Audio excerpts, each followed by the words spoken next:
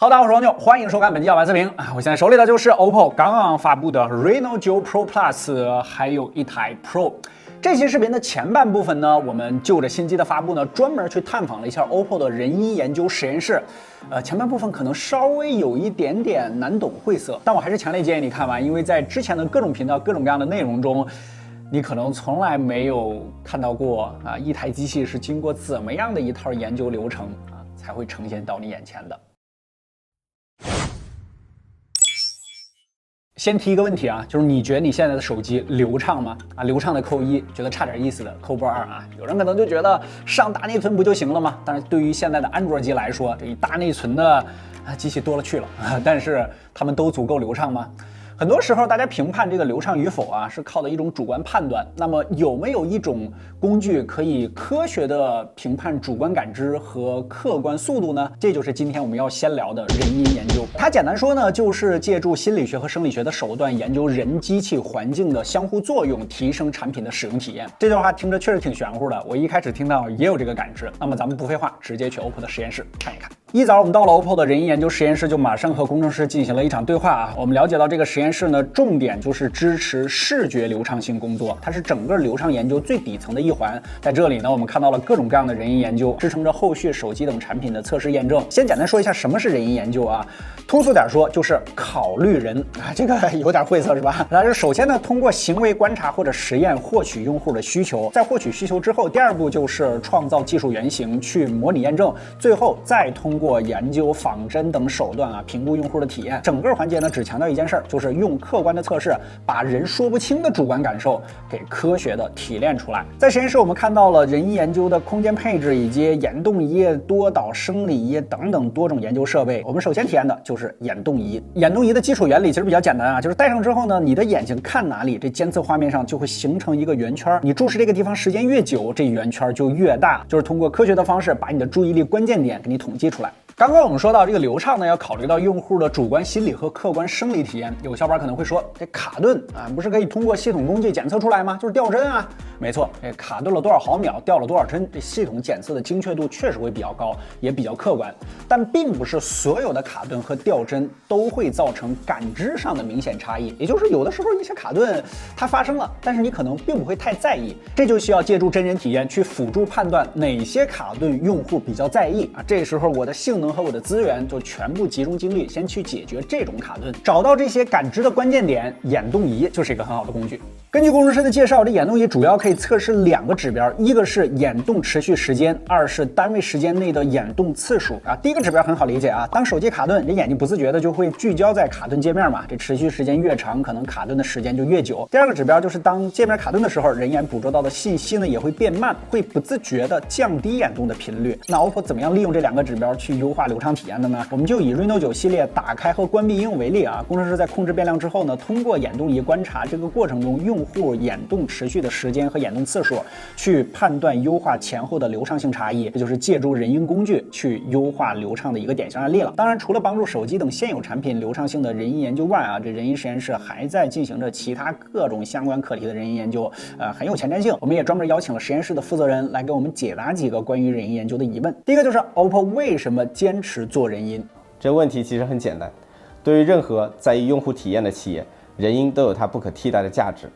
因为我们的产品最重要的就是它的用户体验，而人因正好就是这么样一种可以精确的测量和解释用户体验的科学工具。有了这些科学工具，我们获得了客观的数据，可以帮助我们基于这些客观事实做出理性的决策。那么在我们获取这些用户数据的过程当中，我们并不只是关注他们说了什么，而是关注他们做了什么，借助我们的人因工具能够更科学客观的去评价一份用户体验。第二个 ，OPPO 目前是怎么做人因的？现在的话，可能人因更多在一些产品上体现它的一些价值，比如说流畅性这样的问题。那么站在现在看未来，我们通过洞察前沿的技术和产品趋势，可以提前识别用户需求，布局人因研究。那么这样子的研究呢，就可以用它的通用能力赋能更多的业务例如健康XR 交互等前沿领域的研究。第三个，这个未来会朝着什么样的方向发展？那未来我们依然会在视觉、交互、认知多感官方向继续深耕，用科学的体系标准去牵引我们的产品继续前行。人因这个词儿在这里最直白的话啊，就是基于使用者的主观感受去提升产品在使用过程中的舒适度。当然，人因只是做好流畅度最底层的一个支撑啊。当底层框架建立好之后，就要投入到具体的各种测试了。接着我们就去了同栋楼的这个游戏测试实验室去看一看。前面的可能你感知不是太强，但这游戏就很直接了。一进门我们就看到了10位小伙伴啊，坐在电竞椅上进行着 Reno 9王者荣耀的发热测试啊。整个环境恒温恒湿啊，在王者对局中呢，固定了时间、人物等一系列的变量，这模拟真实对战，并用热电偶和热成像仪监控手机的温度，就是为了保证流畅度的同时呢，还尽可能的降低发热。上午结束，我们吃了口饭，就马上前往测试实验室参观。这里包含了欧测硬件测试等众多实验室，可以全程保障一部手机的流畅体验。在欧测实验室呢，负责人向我们介绍了 Reno 9系列上面流畅相关的关键技术，就是锁竞争的优化。这又是听起来有点晦涩的一个词儿。简单来说，就是在对高负载低内存场景下啊，多个线程相互抢占一把内存锁导致的卡顿问题进行优化啊，使手机更加流畅。光说不练假把式啊，我们直接来看一下有无竞争锁优化的2部 Reno 9它们的应用打开速度对比。大家可以看到，随着应用的不断打开，这内存不断被占满。当手机进入到低内存时，你会发现左边手机的这个相机打开速度明显就更快一些，这就是锁竞争优化带来的好处。比如发布会上提到的内存超级加速技术，我们还专门体验了一下向远程设备下发测试需求的这个操作。整个过程呢，只需要我们在控制台上下发测试需求和用力啊，就会自动完成相应的测试。这自动化程度还是非常高的。我们了解到 OPPO 的测试实验室呢，未来也将会在滨海大厦建设一个无人值守的自动化实验室，这看得我着实羡慕啊！啥时候我们的数据库测试也可以全部无人化？后面我们还探访了硬件实验室的抗老化测试、稳定性实验室的稳定性测试啊、续航实验室等等，系统的了解了一下他们每个测试环节。这次我们去前方探访的小伙伴回来之后，这个印象最深的就是之前确实从来没想过，流畅这一个点啊，在你看不见的地方，它需要投入巨大的人力物力，特别是这个以人为本的人因研究，感觉让这个冰冷的科技啊，这个充满了人文温度。这一天下来，我们看到了 OPPO 从人因研究、技术研究、相应测试等各链路啊，为这个流畅啊做出的各种优化。当然，背后的这一切呢，还得需要产品来呈现。我们来看一下 OPPO Reno 9 Pro Plus。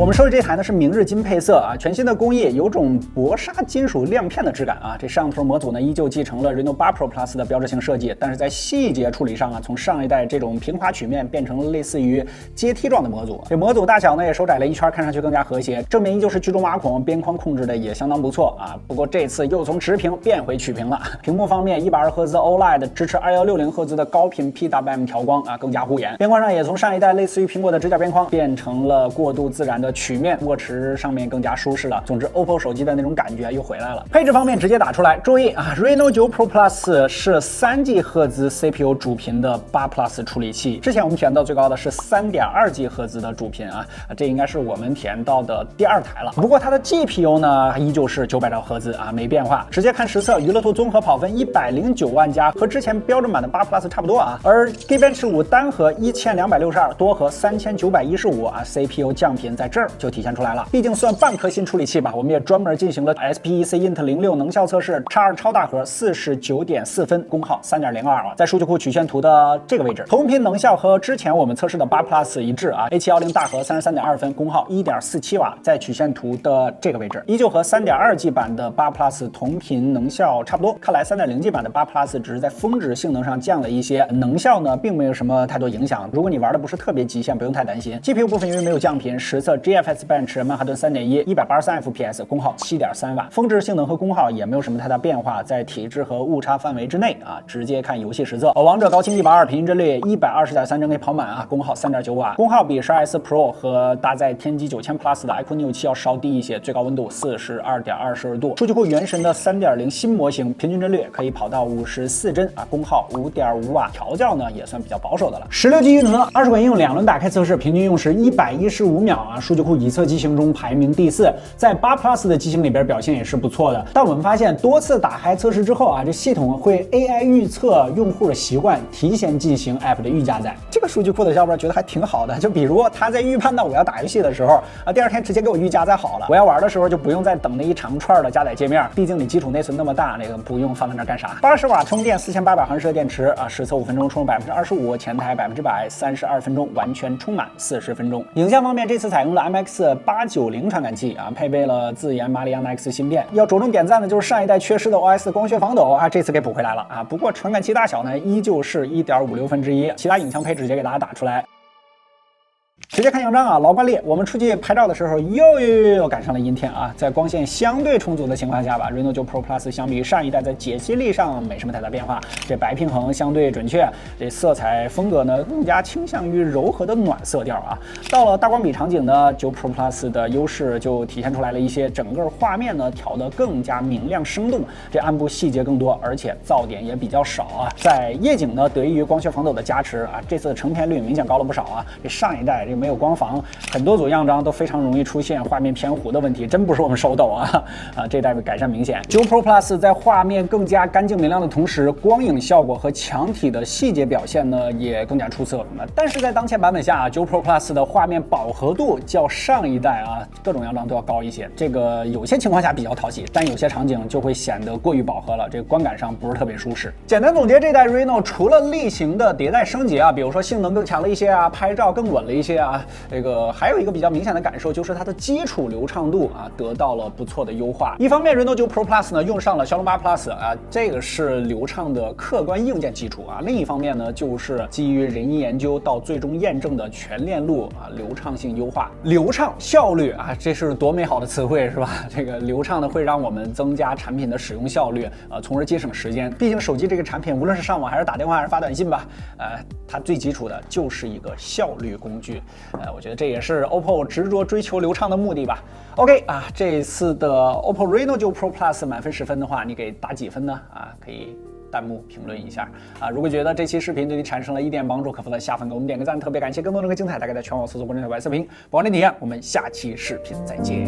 拜拜。